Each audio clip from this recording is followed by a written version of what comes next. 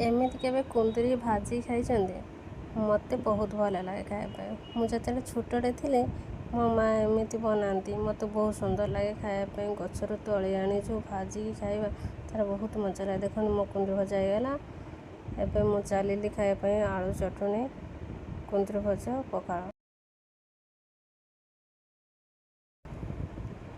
मत पखाड़ खायापी बहुत सुंदर लगे कहया गले मु पखाड़ लवर। आमे जिते बड़े छोट थिलु मो माँ चुली आलू पोड़िकी दिखती आमको खायापी। आम से विरक्ति होती कि कौन आम सबुदिन एमती खाली आलू चटनी खाइबू पखाड़ सहित आउ कौन कले हाँतानी।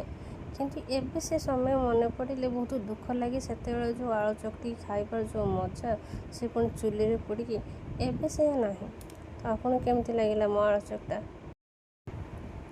भल लगी लाइक शेयर सब्सक्राइब करें भूलिए नहीं। जय जगन्नाथ।